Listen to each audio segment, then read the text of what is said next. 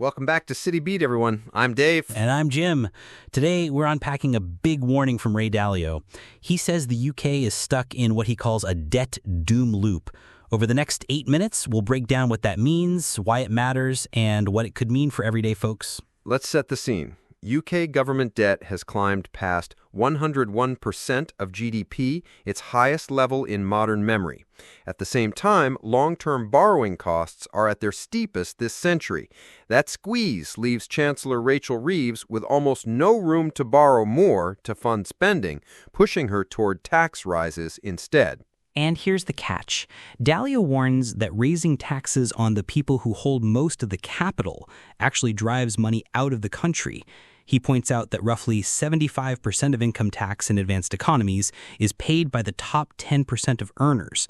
When those folks see their rates climbing, they often shift assets offshore, starving the economy of critical funds. That dynamic, debt pushing up rates, rates forcing tax hikes, taxes driving away capital, is what Dalio calls the debt doom loop.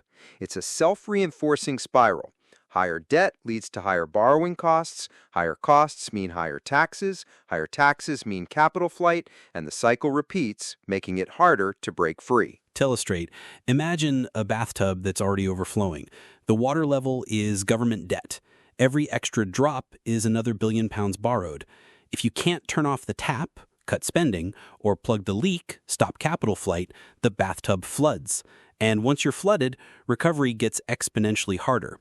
Dalio doesn't just leave us with a scary metaphor. He outlines real solutions. First, he says we need strong, cross-party political leadership. The left-right culture war has to pause so tough fiscal choices can happen. He even compares it to the United Front during World War II, back when Britain knew how to pull together in a crisis. Second, he argues the UK must target a central government deficit of about 3% of GDP, down from today's 5.1%. In the U.S., the deficit is around 6% of GDP.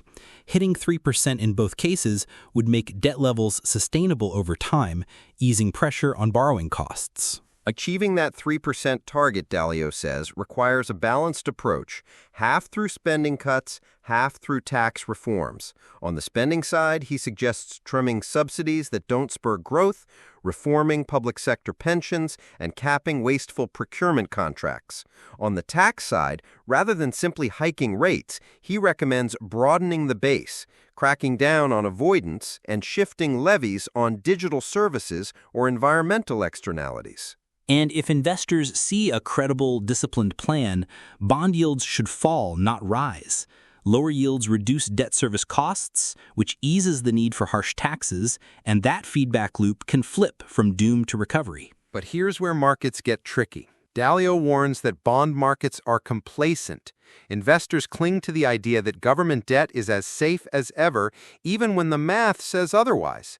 He argues many risks aren't priced in until it's too late, just like we saw in Greece's debt crisis or Argentina's recurring defaults. Let's pause and dive into a quick historical analogy. In Weimar Germany, hyperinflation destroyed savings when government debt spiraled out of control and the central bank kept printing money. In Argentina, debt crises have recurred roughly every decade because structural imbalances were never fixed. Dalio's point, advanced economies aren't immune to fiscal meltdown if complacency reigns. For the UK, a default is unlikely, but higher borrowing costs alone can trigger deep economic pain. Higher mortgage rates, reduced business investment, rising unemployment, and squeezed public services. That's the path Dalio warns against. So what can listeners do to prepare? First, stand formed. Keep an eye on 10-year gilt yields, read updates from the Office for Budget Responsibility, and follow independent fiscal watchdogs.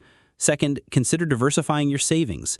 A mix of government bonds, equities, and international assets can cushion your portfolio if UK rates spike. Third, for those with more mobile capital, say business owners or freelancers, watch for incentives to reinvest domestically.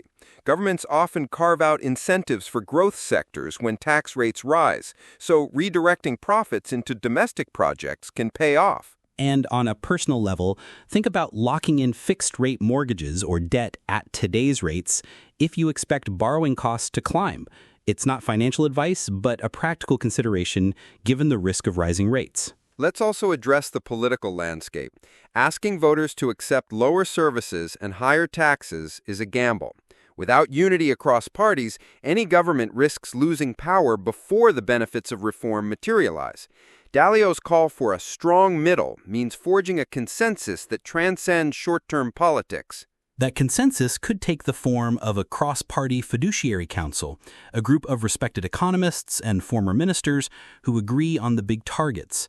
If such a council publicly endorses a 3% deficit plan, markets and voters might buy in more readily. Another layer, real-time fiscal dashboards. Imagine a weekly update showing debt levels, borrowing costs, and deficit projections in plain language. Transparency can build trust and keep politicians accountable for hitting milestones. Now, Dalio also highlights social risks.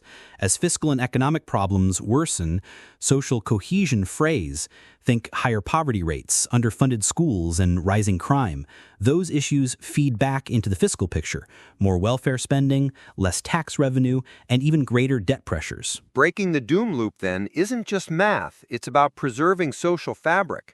Targeted investments in education, job training, and mental health services can reduce long-term welfare costs and boost growth.